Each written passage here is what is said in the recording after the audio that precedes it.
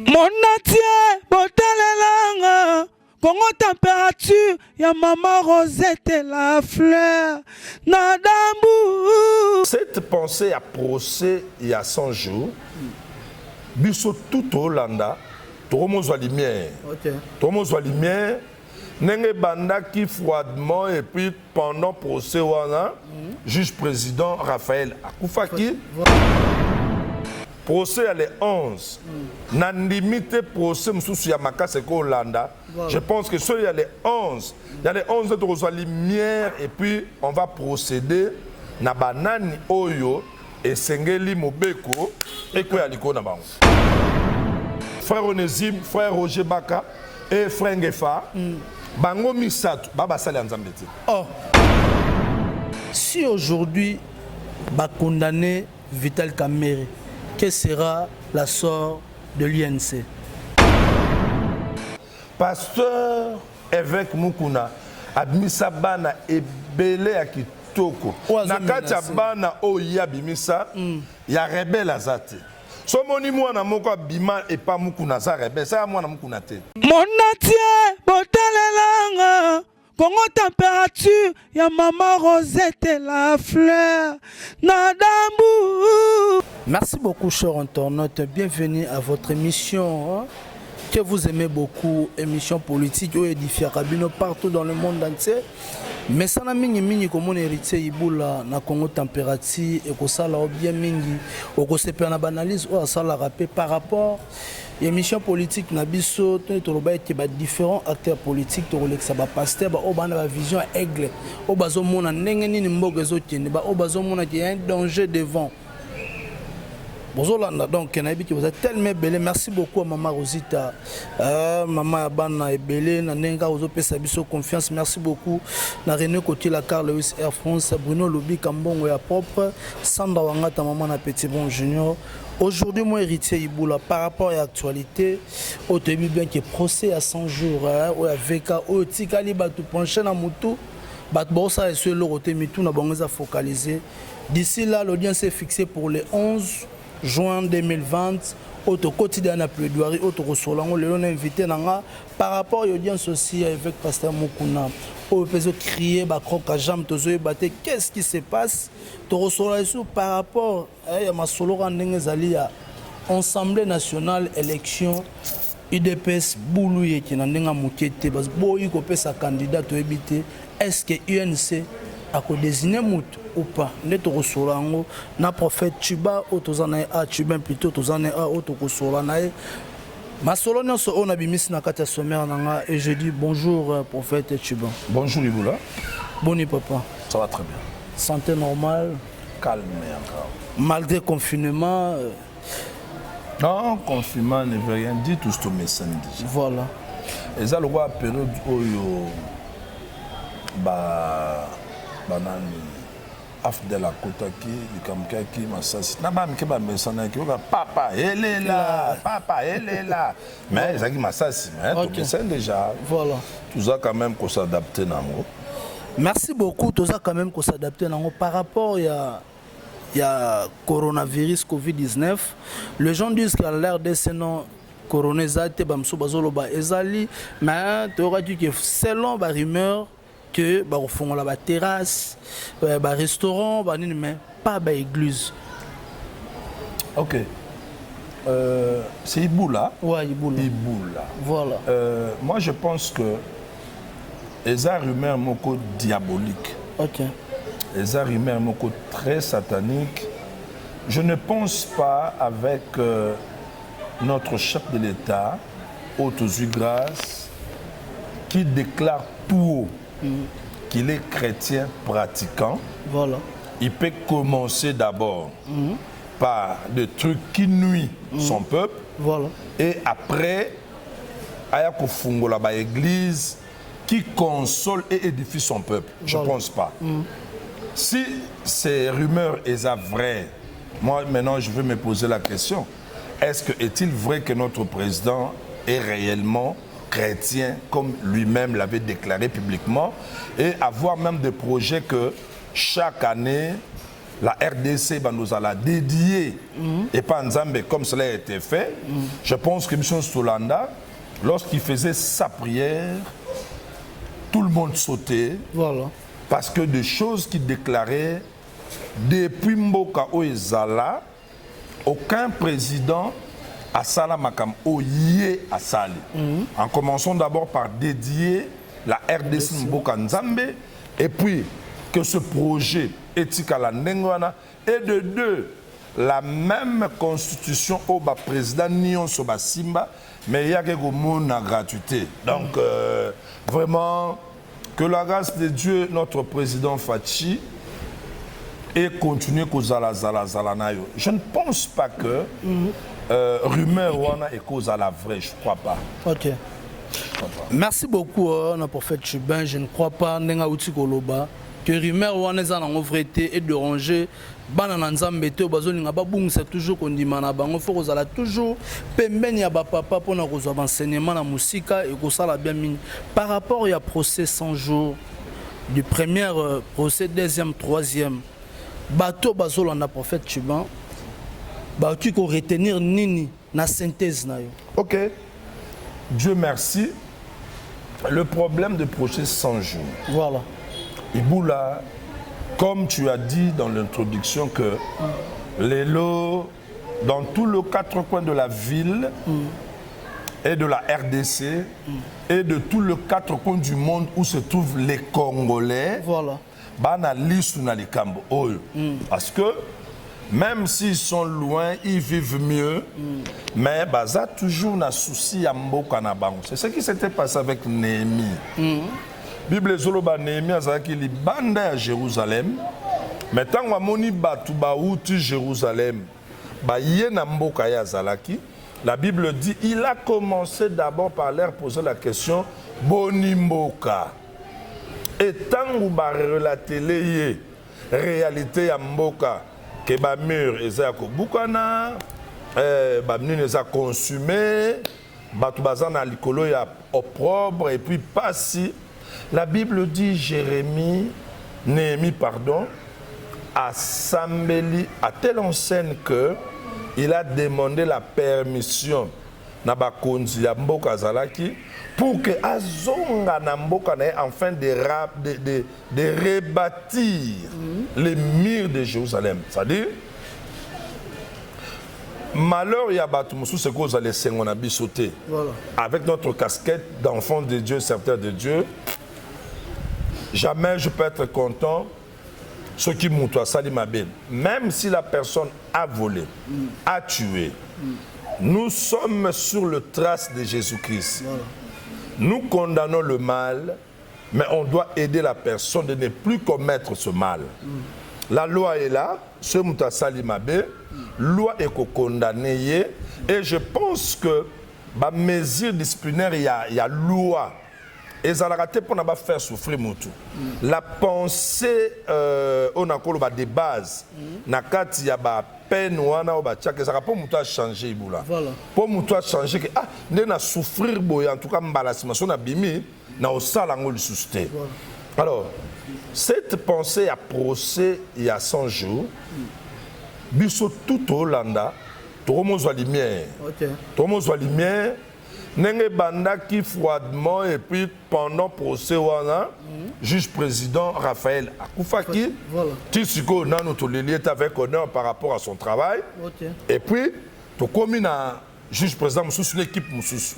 Et nous espérons que la façon dont l'équipe oeke kota la kaka ndenge ba témoin nyonso ba défilaki na ya avant dernier na dernier. Donc, on a quand même l'espoir que, en tout cas, il y a de bonnes choses qui s'annoncent. Voilà. Donc, pour être clair à ta question, donc, je dirais à tout le peuple congolais de partout, de tous les quatre coins du monde, ayez tous vos apaisements. C'est-à-dire, tous allez encore patient. Voilà. Et je suis sûr, procès à les 11, n'a limité procès Moussou Yamaka Seko Hollanda. Je pense que il y a les 11. Il y a les 11 autres lumière et puis on va procéder na banani oyo et sengeli mobeko et quoi aliko na bango. Merci beaucoup, prophète Chubin. Mais par rapport à notre soin, pour la prochaine 100 jours, par rapport à résumé au Yosali, Nandenga Baimbo Kabazola partout dans le monde entier, Kotala, montant au Aliboso Tebagazati, 47 millions. 57. Non, Liboso Zati 47 millions. Tu as 57 millions. Après, comment on a conseillé à mon Konzambo en matière économique et financière, à lobby 63 millions. Ok. Voilà. On a évité jusqu'à l'euro social Sabaïmbo. Ok. Au moni, d'abord, le vrai problème est ça. Comme j'avais dit, à propos, il y a des rumeurs. Voilà. Mais ce qui est intéressant, na kati ya rumeur Iboula, et balanino sont de partout. Le vrai problème, il y avait détournement. Ok. Les mots à retenir. Voilà. Maintenant, comme Ebanda qui ba rumeur n'a cessé, peuple azala qui n'a montant fixé. Ok. Si on a cadre ba rumeur, nous moni batatonnement wana 44 heures. Alors, comme les conseillers chargés il y a matière, il y a finance, il y a chef de l'État. Nakati il y a audience. Voilà. Nakati il y a procès. Il ose dire ça, cela veut dire azanaba preuve nyonso. Ok. Parce que celui qui a commis à niveau, il y a une instance judiciaire qui samba na miswa batu. Tu as besoin de soloté. Voilà. Il y a plus besoin de preuve. En son rang, à l'Obac, c'était 66 ou 67 millions. Voilà. C'est-à-dire il est sûr et puis à Sali calcul sûr et puis à Sali investigation sur lequel Aza capable de prouver yango. Voilà. Pourquoi? Parce que la personne qui est pour l'instant provisoirement détenue, M. Vital Kamere, il est intelligent. Aza politicien à l'éloté. Donc, il y a des solo sinon il y a une diffamation. Voilà. Vous voyez? Alors, tant que lobby bongo, c'est-à-dire, il sait comment prouver ça voilà. À partir de la banque et de virement bancaire. Ok. Donc, ce que moi je peux dire, dans Balandinio, le montant wana est embrouillé penza bisoté. Ok. Et embrouillé bisoté. Le vrai problème est ça que même si c'était 44 ou 47, voilà. 57, 67, le vrai problème est-ce que Mbongo Yango et Sali Moussalo et Bimelaki? Voilà. C'est ça le vrai problème. Mais est-ce que ceux qui peuvent Mbongo wana ezati? Pour penser que tous autres gars ma pangue somba magi tangami. Non, Iboula, la loi a tout prévu. Voilà. Mbongo wana ba somba ngona makasate. OK. Ba somba ngona ba mbongo. Oyo ebimelaki wana. Voilà, mapango. C'est-à-dire, ceux qui ba mapango wana, ou d'autres biens, oyo eyebani. Voilà. L'État a bandaka d'abord ko saisir. Voilà. Et puis l'État pas tekaka. OK. L'État a makasi na kopa ko teka. L'État kangaka et puis a tekaka. Voilà. Le même personne, oyo basomba ki wana. Si Basomba Kiango légalement, voilà. On va récupérer tous les documents et puis Bate Kayango pour récupérer Mbongo ya l'État voilà. Et la personne qui a posé cet acte, il a détourné Mbongo ya Mboka, la loi a prévu quelque chose pour la punition naïe. Donc sur ce point, il faut que Baimboka de partout, Bazana Bango na Kimia. Tala, so lingo yeba makambu bien ya mboka nebusu na kisasa. Tellement na bloc. OK. Tellement na rond-point ya ma campagne, na station ma campagne. Voilà. Tellement na magasin. Magasin, OK. Omoni ba petu wana ba chege wana. Voilà. Ba yebi ba voiture ya batutu. OK. Na ba voiture na bango ya ba camouflage. Ba akoko zwa ketch moko boye et ba bika lokola bimi na jeep na été admarana ba nango so basakana so oyeba on na baraté so ba barandeli. C'est pour dire que à l'entourage du chef, voilà, la personne qui est avec le chef a toujours ses meilleurs amis, voilà, en commençant par sa propre femme, okay, ou son propre fils. Femme ou fils, à Zapena pire. Voilà. Ah, Iboula. Oui, que père Nabiso Pona s'est camouflé. a utilisé un taxi mogoboy. Voilà.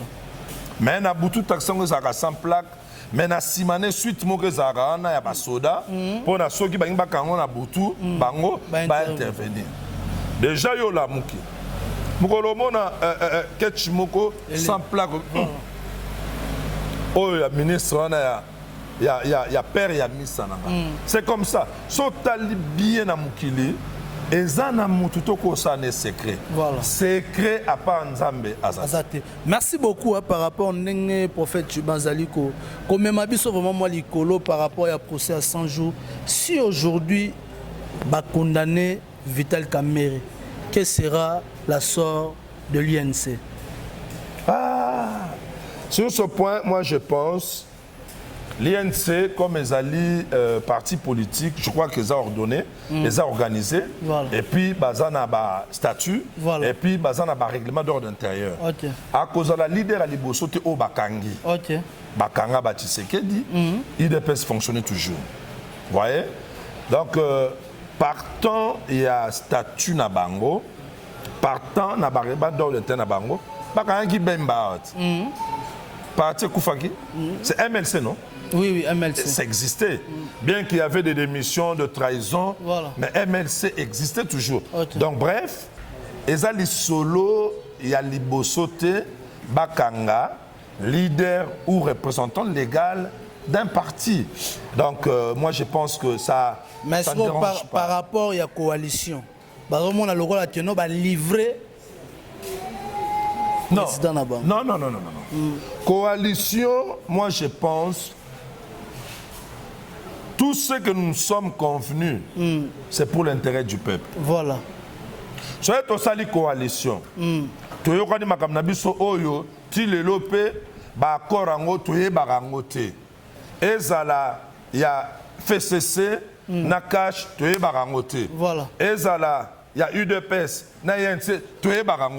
mais moi je pense qu'il y a il n'y a aucun article Oyo et ça a des avantages à peuple. Voilà. Malgré l'accord, malgré coalition, mais attention, il y a quelqu'un qui est chef. Vous voyez? L'accord en réalité, et ça un accord moko constitutionnel. Voilà. Et ça un accord individuel, mais Oyo, la signature n'a pas pesé. Attends, aucun instance judiciaire, en tout cas, sur les bébani, bakolandelanga, mais oui, boyo kanaki, mais pourquoi tu as fait ça? Voilà. Ça dit, moi, mon problème, nalingi, batunyo, sobal, on a besoin de partout, va comprendre que,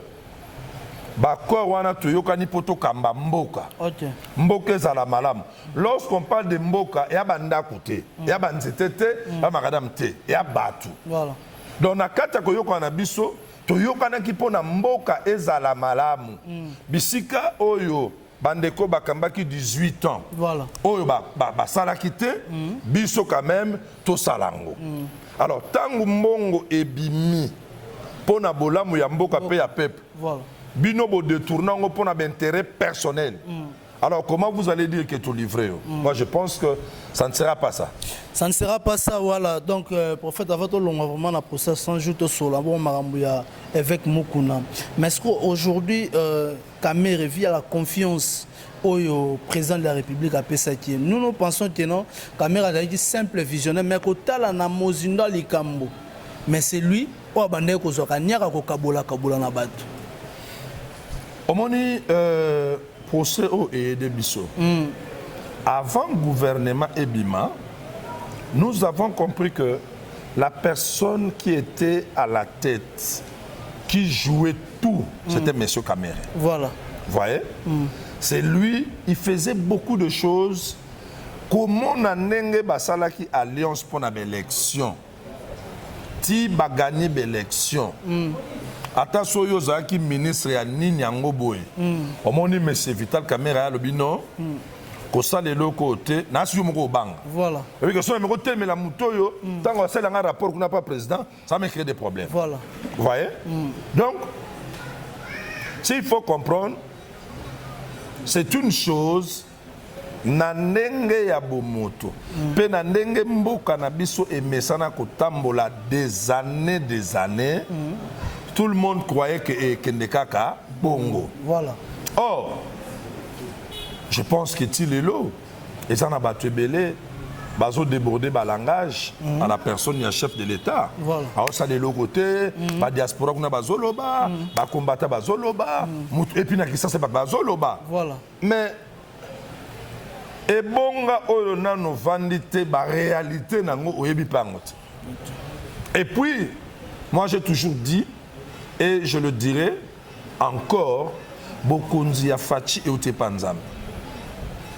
Ce qui a maintenir Tilelo, c'est-à-dire il y a la main puissante de Dieu des Osungaye. Et moi je lui dirai un message uniquement au chef de l'État, notre président Fachi. Continuez à avoir la confiance dans Nzambe. Continuez à avoir un sacrifice au sala. Nzambe o yolobaki que aux alliés chrétiens pratiquants qui est Jésus-Christ. C'est lui seul c'est lui seul qui va te protéger contre tous les plans de l'ennemi. Sans Jésus, et vous allez pas si mingi. Merci beaucoup. Sans Jésus, vous allez pas si mingi. Par rapport à procès sans journaliste, que nous, tous eu moins éclaircissement, moins lumière par rapport à prophète Chubin. Prophète Chubin bat Bolandayo partout dans le monde entier. Audience. Il y a évêque Mukuna et commune à niveau nini parce que le peuple congolais sengaki ezala en direct ba mona ba yeba suite à likambo ko suka ndenge ni plutôt e bandaki ndenge nini. OK, moi je pense ndebino mo bolobaka mitune zaraya bino voilà biano nangai. OK, je pense que étant journaliste voilà il y a qui ça te met à mokili. Tu as fait des investigations pour savoir pour ça où est commis wapi. Et puis et ça la mine nini. Ce qui place moko flou ezali nde okoye pa na biso lokola mosali nzambe pe lokola mwana mboka. OK. Poto meka ko manyola yango. Voilà. Mais quand tu me dis et commis wapi, moi je dis seulement tozela ndenge bakonzi balobi. Mais ils ont dit quoi? Voilà. Bakonzi so balobi nini? Parce qu'il paraîtrait il fallait qu'il assemble le 5. Voilà. Est-ce que pour sango ezalaki? Bonne interrogation. Voilà. Je n'ai pas vu de nouvelles. Je n'ai pas entendu quoi que ce soit. Alors, moyen pena se prononcer exact. Voilà, mais par rapport il y a vu dans la prison pour nous avons mona ba non, toyoka eka ba menace moke yaki. Voilà. Bat musu ba beza ki vrai, bat musu za ki fort, yé moko passa ki ba voice moko que a sentiment ba menace à telle enseigne que ba changer pavillon on na pavillon zalaki, na pavillon mususu. C'est ça que nous on a pris. Voilà. Alors, sur ce point, si cela est vrai, moi, je veux demander kobanda na mokonzamboka pe na bakonzamboka oyo bazotala makambo oyo ya kosambisaka batu et j'interpelle encore bakonzi nyonso ya droit de l'homme. OK. On suppose que ce mutaza déjà na kati ya prison, aza déjà na kati ya sécurité. OK. Mais ce qui est na kati ya prison sous mutaza comme na insécurité, alors là maintenant on va se poser la question Mbokoto kende wapi. Voilà. Ce que nous on doit faire, c'est seulement de parler, de les interpeller. Voilà. Que ceux qui déjà montent à côté de la prison, quand on dit MAP, ils ont un mandat d'arrêt provisoire. Voilà. Ils ont un rapport à les coupables, ils ont un rapport à les innocents. Voilà. Sous MAP, peut-être aux innocents, mais en attendant l'enquête et salama, garder au nanouana, tout comme cause à la yo, tout comme cause à la yote. Ko garder wana ezala kate pour na onyoko la mutu. Et jouer à peine la protection ya mutu. Voilà. Donc là wana il faut toyer barango. OK. Il faut toyer barango. Alors yango moni soki biloko ndengwana ezo salama na kate ya prison. Nous allons encore demander à notre chef de l'État ce que Salamaki n'a pas président au Baleka Bandambo Kezala. En tout cas, prière n'a biso kozala que Mokonzambo Kanabiso Fachi a renforcé sécurité Namakala, même n'a pas détenu politique ou non politique, mais on va patriote, peut-être Bakangi Bango, n'a pas cause Mogezali illégale. Voilà. Et s'il faut qu'on libère Bango, relaxer Bango, je pense que Mboke est tambola malam. Merci beaucoup Mboke Kotambola malam par rapport à coalition comité plutôt ma pasteur non sur RDC. Qu'est-ce que vous pensez pour l'évêque Mukuna? La détention na ndeba kanga ba ma pas directement qui prison. Tant que bino ba homme de Dieu, tout le monde ba pasteur musu na gauche na droite, ils sont en train d'insulter ba do finga sala tiango réellement. Boy na boy motion c'est ça. Mais bino bozo penser nini? Iboula. Oui. C'est une question. On mélange question. On a mélangé en moi. C'est Babino va pasteur, si vous pensez ni pour évêque Mukuna. OK. Pour Nabiso ba pasteur, premièrement, parce qu'il est de notre camp. Voilà. Il est pasteur qui, je n'ai même pas le temps de révéler ce qu'il a fait comme travail dans la ville, dans Mboka et puis dans le monde. Okay. Aujourd'hui, nous avons les églises ACK partout. Na Kinshasa, dans la province, et puis dans Mboka et Libanda. Voilà. En Afrique, en Europe, c'est un peu partout. Mais leader de l'église, c'est l'évêque Pascal Mukuna. Ba accusé une affaire Mimi Chibola. OK. Évêque azana avocat. Évêque azana bat ou bazana simanaye. OK. Mais nous sommes dans un pays où, selon l'idéologie de notre chef de l'État, il y a état de droit. Voilà. Nous comptons seulement sur lui. État de droit. Et ça, la main. Voilà. S'il est coupable, lui est condamné. Ceux qui m'accusent, ils sont fausses. Lui a justifié. OK. Vous voyez? Mais quant à nous, les hommes de Dieu, il y a des pasteurs, il y a des barons, il y a des bananaïs, il y a des lekinaïs, il y a des tatanaïs, il y a des nénés na foi. La première des choses que nous sommes en train de faire, c'est OK. pour que le seul juste juge qui est Dieu, a télémanali Kambouana. Étant des hommes de Dieu, nous ne sommes pas pour la violence ni pour le trouble. Mais amsou bazo sala yango. Bazo sala yango pona ko ningisa, pona ko sekouer pasteur, ko attaquer, ko boakile ba mabanga, asala ti yango est-ce que pasteur mo mako fanda 45 minutes. 45 minutes. 45 minutes. Pasteur Mobimba. Ça la 45 minutes, à le matin, donc qu'est-ce qui se passe? Et puis moi, na oyabima na makolonai. Non, Yoka, nalingi balandinio souvent na de partout. Merci beaucoup Ibouna na question na yo. Je veux fonctionner par rapport à ta sagesse. Tous les hommes de Dieu. Nalingi baimboka bana Congo de partout. Que tu sois chrétien ou pas, le na tongo, na zoya, na enzela kat, na kuti embouteillage. OK. Embouteillage, mais taxibis moko, et beta musique makasi. So musique wana nzembo wana okango kala. Nzembo wana ya moyembi wana okango kala. Sikoyo, na landi. Na oki parti. Papa Nzambe, yoka kolana ngai mwana. Mawana mozuzu. C'est là. Qui peut me rappeler cette chanson? Mawa, ya ok, Mawa ya basusu. Pas ya basusu, et comme sengo, ya baninga. Moninga kwe na mabe, et comme sujet, ya koton. C'est Thomas Lokofe. Voilà. C'est Thomas Lokofe qui a chanté une très belle chanson. Takana wango kala. Siko lelo tona na bi ah. Mutu nyonso na kosala na ye émission lelo. Soka tuninga kaka makambo mukuna. Na koyemba ka partout. Voilà. Pourquoi? Il a chanté rien que pour faire voir étant de chrétiens pas si ya baninga ekokozala esengwa batu mususu te. Il est allé loin dans sa chanson pour dire que ce qui moninga koi na mabe et comme sujet à kotongo ya batu. Voilà. Je demande à Lokofe de faire le remix ya Nzemboana au baksango sous ba pilipili ba mungwa to sala sous promo na makasi parce que tu as chanté vraiment na inspiration ya Nzambe. Ibu la vie chrétienne eza makambo théâtre. Vie chrétienne eza ba prophétie. Vie chrétienne eza miracle té. Parce que so tchango na tawana ba tu ebele ba okuya na filet ya Matthieu chapitre 7. Oh Bible zoloba ba koye belé pembe na nga balobi nkolo toteyaki na kombo na yo.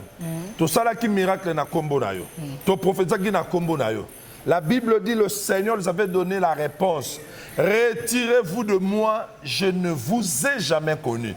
C'est-à-dire, banda bozala, tibwano sala makambo obo kanisake bosela nzambe, tibozo sangisa batu comme si nzamba na kati, tibozo prophétiser, mais nzambe na tikale ko babinote.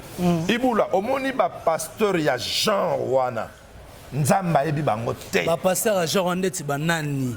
Mais yo mtu elinga bango. Banani kasiba. Olobi mwana na molimo nani. Kasiba bolanda ote prophète. Oh. Bozo banga. Nazo bangelo ote. Nazo poser ba question za bi. Voilà. Bi anoza. Kasi yo zong senga sous question. Oye bi mwana wa bi mapana. Pasteur évêque Mukuna abimisa bana ebele ya kitoko. Na kati ya bana oya bimisa ya rebelle azate. So moni mwana moko abima et pas Mukuna za rebelle. Ça mwana Mukuna te. Oh, Onésime mwana Mukuna te. Frère Onésime. Frère Onésime. Oh, prophète Onésime. Non, c'est un frère. Ah, comment? C'est un frère. Comment? Et puis, jusque-là, Alibébi. Ah. Ça dit, c'est un rebelle.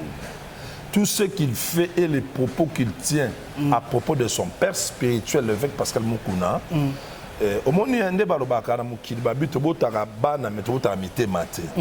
Au moment où os parents sont responsables. Au bout du mois na moko boluta yo azuma ramnote. Azu pe ya mama ti ya mwasi na. Azu ni ya banoko. OK. Azu pe ya papa lekitu. So yo mo so vani na mwasi bota. On a bien au moins no baba. Ba changer biso mo en hôpital to. Maramba changer banane zalaka. Na Bible balakisa biso ngoti. OK. Eloko salai ke bokonzi ya Salomo evanda. Exercice ka moko.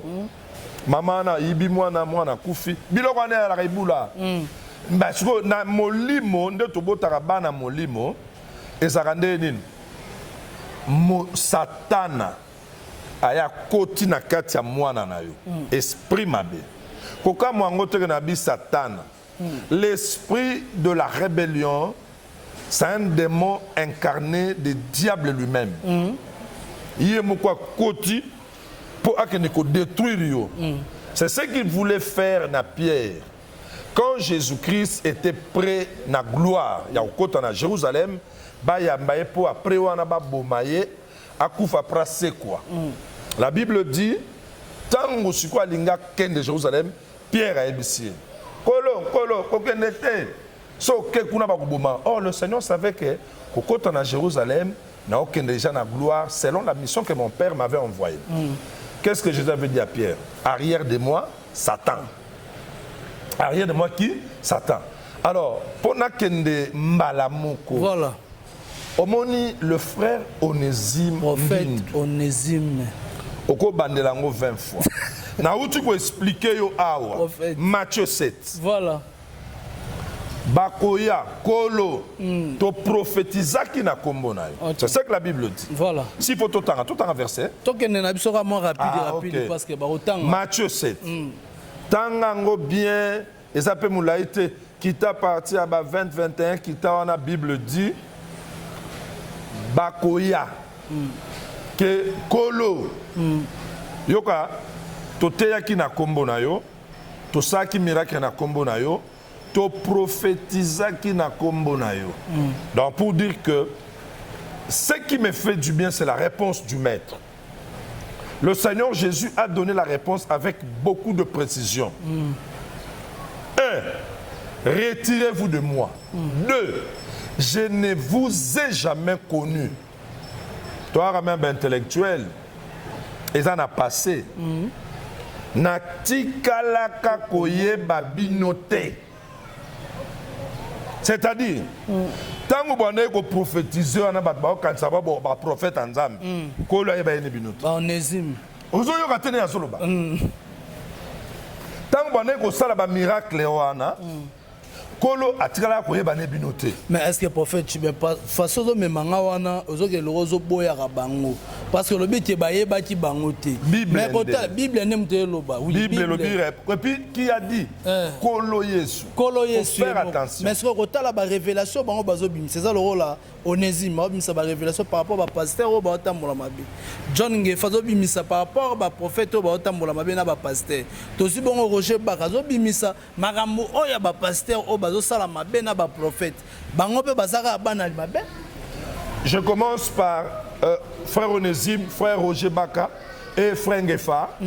Bango misatu baba sala nzambeti. Oh.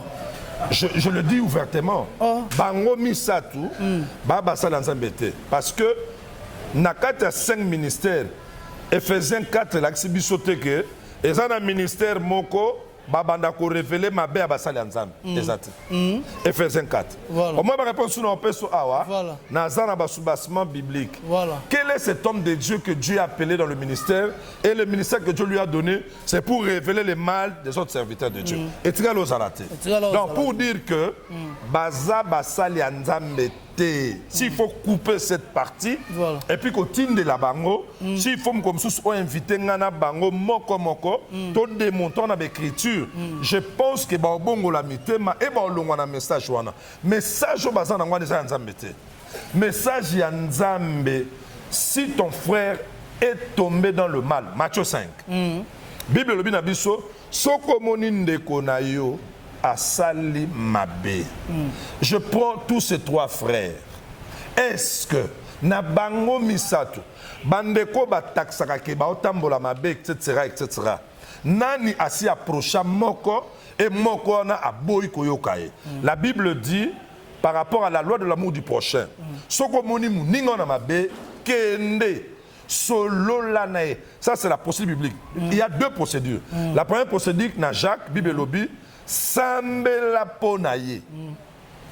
Ça, c'est la première procédure. Wow. Et la Bible continue pour dire que Dieu donnera la vie à ses frères.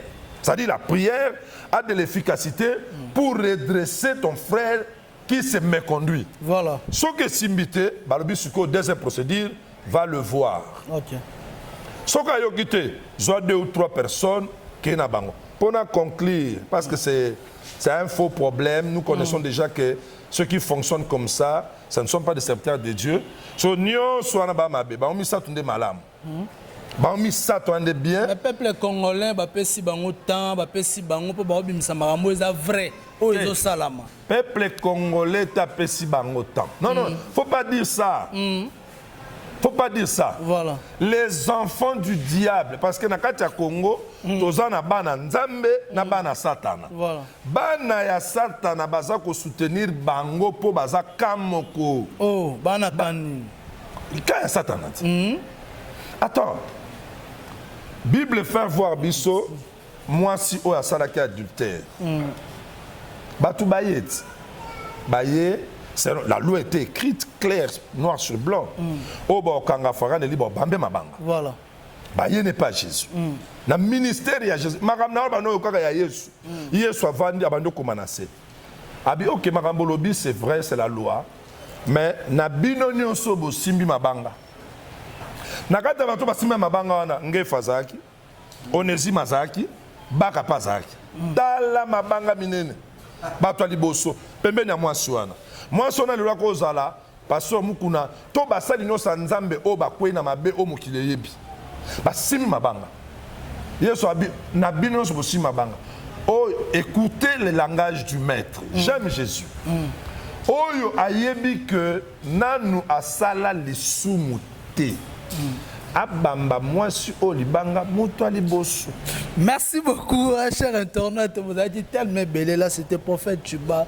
Pas outil ko solo là, pour namba imboka boyoka onyo seza koleka na République démocratique du Congo par rapport ya ba les ondi. Prophète Chuba to komi bongo vraiment na sous émission na biso na habité na passage na yo ba to ba retenir nini na Congo température. OK, et loko ba tu faut ba retenir na Congo température. Par rapport à la sommaire na biso, voilà. Ya mokolo lelo, ça dépend de l'heure où yo landa biso. Merci. Et loko liboso, tika no fidèle na Congo température et puis s'abonner mbale belé pe panzango. Voilà. Au moni tu naza boye eza mbale boso mais eza mbala suka te. Parce que na yebi déjà que est parti belé déjà bozo mona et bozo landa tuzo bande zo kende. Na kata basali ya nzambe ebele ya malamu baza muke ya fo baza. Mais force ya mabende zo sala. Ndobe balobaka ibona babili lala moke ko bebisa. Ya moni sko to telema malala nyoso ko pola wana. To longo na sac to boire na mai. Et là que Sengeli to retenir, le Congo est dans le plan de Dieu. Voilà. To bangelo ko mon côté, to a toujours la confiance mo konzamboka oyaza que na 5 ans oyo to kozwa consolation na mboka oyo. Voilà. Ya mi balé, ce qu'il faut retenir, nous devons respecter les hommes de Dieu. Voilà. Peu importe leurs faiblesses, peu importe leurs défauts, peu importe leurs péchés. Nzambe oyo apona basali ya Nzambe azwa bango bongo. Pe asjija bon atinda bango bongo. Voilà. Ibuna retient ça aujourd'hui. Tout homme de Dieu c'est un humain. Voilà. Avec cette chair, soit sali impudicité te a okosa. Merci. Soit cosité a oyiba. Soit yibité a osa kipide. Soit sali kipidité a osa la. Il y a beaucoup de péchés liés à cette chair. Voilà. Cette chair n'entrera pas au ciel.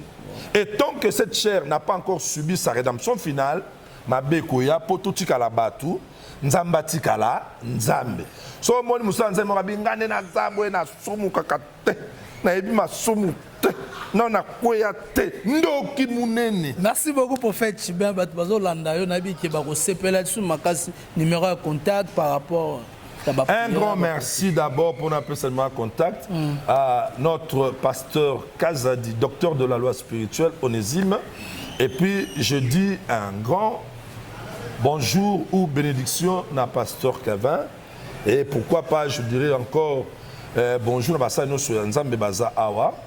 Nazana Batumoko Baza vraiment cher mingi ponanga. Je bénis la grande dame, la femme, Oyo. Azosunga ba me belé na poto na ba conseil na ba encadrement ya basi muso ba pasteur ya Europe maman Nadine Agua Kerok et je bénis l'apôtre Kerok. Je bénis aussi l'homme de Dieu. Lui il est aux États-Unis, vraiment cet homme a moninga boabi non te muto ya zoma manzambe bien na ko tala boye. C'est un ami de très longue date. Voilà. Le docteur de la loi spirituelle Willy Kabeya na Bima États-Unis. Ex-Kester, Kess et Vala, commandant suprême, il y a la police, il y a Bandal Souciat Kosbaki, et puis président, il y a esthétique Nal. Na Soukasko, États-Unis, Bengaka, nous Mamouimpe, mon centre. Et je bénis encore mon partenaire privé Richard Kabambi, je bénis encore mon partenaire privé Alfred Boimbo Bokoyo et je bénis encore Kachala Moulas Bozé Belé.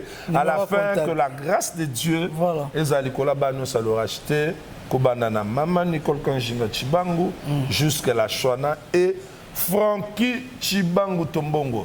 Plus 243 998 122 440. Merci beaucoup, c'était là le prophète Chubin. Merci beaucoup, vraiment. Merci. Merci beaucoup. Et puis, vous avez tellement belle pour nous émission Lelo avec votre humble serviteur héritier Iboula. Je dis merci à Baïnion sur le matin pour Biso, Maman Rosita, na Pesio Bamote Place aux Amis, na Pesio Sumbote, na Sandra Wangata, Maman na Petit Bon Junior, mon président Bruno Lubi Kambon, à propre aux États-Unis, na Pesio Sumbote, na Isaac Monganga, Papa na Bernol, mes condoléances, on est ensemble, Pierrot Bomaye, Thierry, Caponda, Mitterrand, Champagne, Nakata Michigan, Bambote Nabino, et puis na René Cotier, la Carlos Air France, Valentin Maton de Papa Natima. Merci à toi, Mouzé, pour la caméra, et puis je dis merci à Hervé Bossitampen, et puis merci à Baïnion, on va assister à son émission Mokola Lelo, Tomonani, Soti, Nzambe, Azondi, Nanou. Mon natie, botalelanga. Congo température, ya maman Rosette la fleur, Nadambu.